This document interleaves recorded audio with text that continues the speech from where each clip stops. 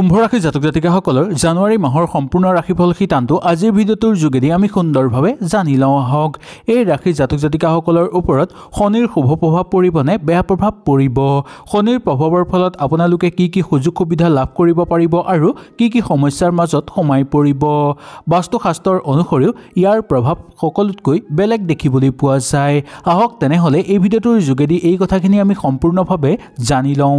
যদি ভিডিঅ'টো ভাল লাগে লাইক এটা কৰি আমাৰ মনোবল বঢ়াব আৰু আপোনালোকৰ বন্ধুবৰ্গৰ লগত শ্বেয়াৰ কৰি তেওঁলোককো উপকৃত কৰিব।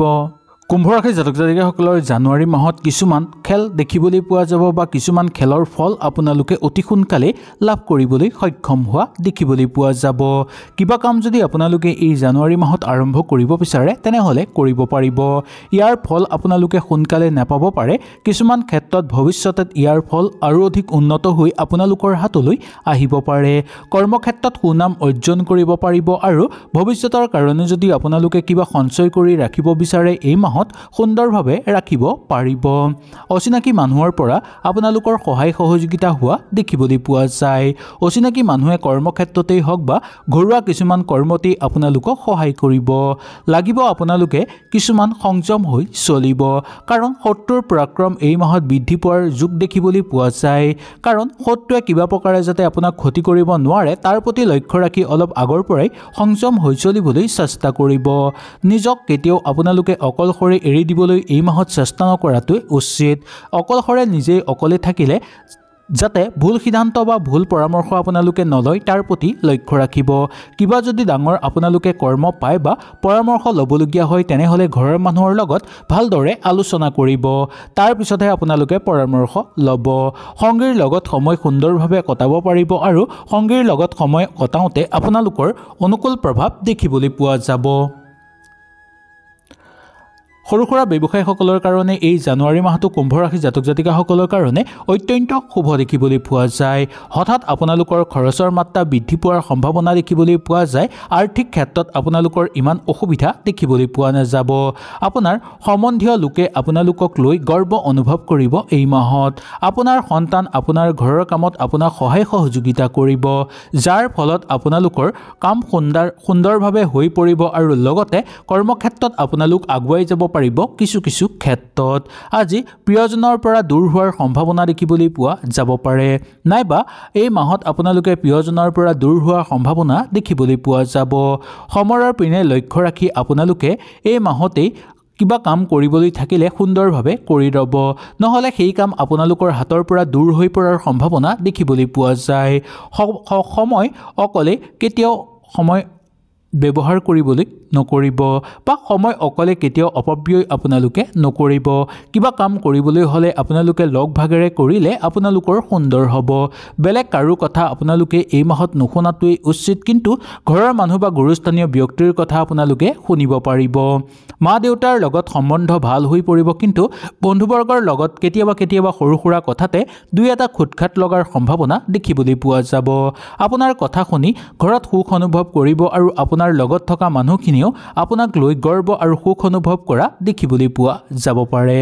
এই মাহত আপোনালোকে মনোৰঞ্জনৰ মাজত থাকি বেছিকৈ ভাল পাব বা মনোৰঞ্জনৰ মাজত সোমাই পৰাৰ সম্ভাৱনা দেখিবলৈ পোৱা যায়। আপোনালোকৰ গতিবিধি চাই আপোনালোকক বহুতে লক্ষ্য ৰাখিব পাৰে। সেইকাৰণে অকণমান সংযম হৈ সাৱধান হৈ চলিবলৈ চেষ্টা কৰিব। আপুনি ঘূৰা ফুৰা কৰাৰ ক্ষেত্ৰত আপোনালোকৰ মধ্যম দেখিবলৈ পোৱা যায়। ঘূৰা ফুৰা কৰাৰ ক্ষেত্ৰত অবান্তিক খৰচৰ মাত্ৰা কিন্তু কমিবলৈ ধৰা দেখিবলৈ পোৱা যাব। আপোনালোকে এনেকুৱা কাম কৰাটো উচিত নহয় যাৰ কাৰণে বেলেগৰ ক্ষতি হয়। সেই কাম আপোনালোকে এই মাহত কেতিয়াও নকৰিব। যদি এনে কাম কৰে তেনেহ'লে আপোনালোকৰেই নিজৰে বেছি পৰিমাণে ক্ষতি হোৱাৰ সম্ভাৱনা দেখিবলৈ পোৱা যাব পাৰে। কামৰ চিন্তাই আপোনালোকৰ মন মগজু বেয়া কৰি পেলাব পাৰে। তাৰ প্ৰতি লক্ষ্য ৰাখি অলপ আপোনালোকে নিজকে শান্তি বা আৰাম দিবলৈ চেষ্টা কৰিব।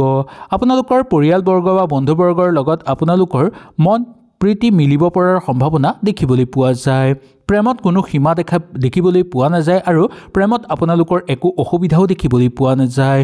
সকলো সীমাতেই আপোনালোকৰ উদ্যম দেখিবলৈ পোৱা যাব। আপুনি এই কথা আগতে শুনিছে চাগে আজিও আপোনালোকে শুনি লোৱাটো উচিত যে কুম্ভ ৰাশি জাতক জাতিকাসকলৰ প্ৰেমৰ ক্ষেত্ৰত জানুৱাৰী মাহটো অত্যন্ত শুভ দেখিবলৈ পোৱা যায়। খালি সময় আপুনি নিজৰ পছন্দৰ মতে কটাবলৈ চেষ্টা কৰাটো উচিত। আলহীৰ হঠাৎ আগমনৰ ফলত আপোনালোকৰ ঘৰৰ পৰা অৰ্থব্যয় পৰিমাণ বৃদ্ধি পোৱাৰ সম্ভাৱনা দেখিবলৈ পোৱা যাব পাৰে।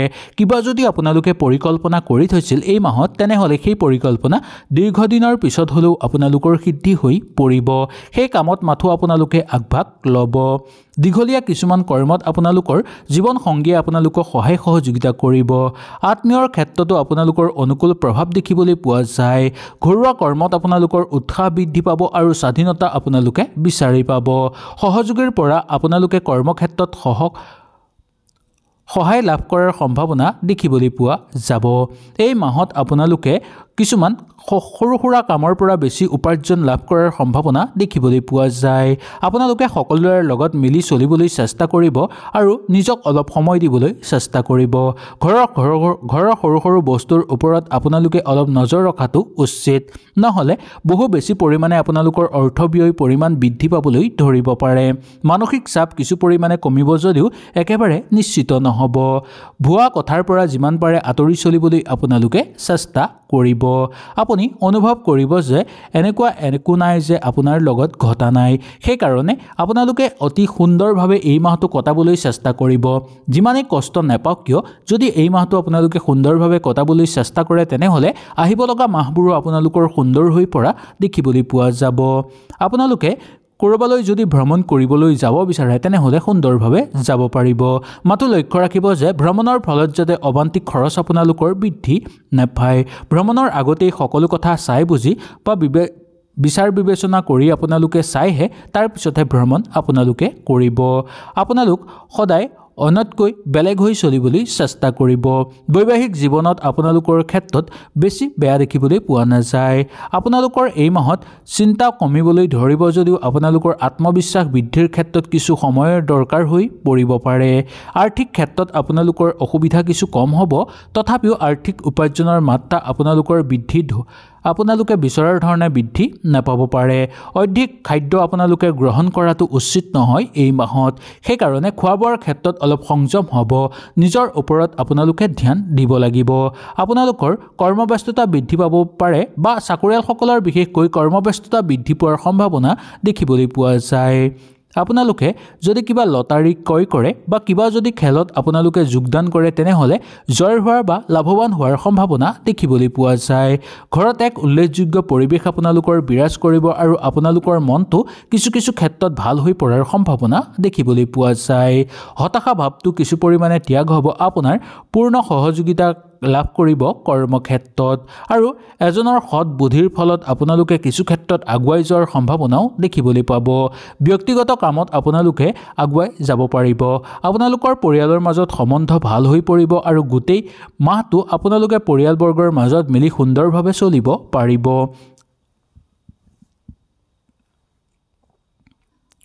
জানুৱাৰী মাহত কুম্ভ ৰাশিৰ জাতক জাতিকাসকলে আপোনালোকে ঘৰত কিবা মাংগলিক অনুষ্ঠান অনুষ্ঠিত কৰিব বিচাৰিলে সুন্দৰভাৱে কৰিব পাৰিব।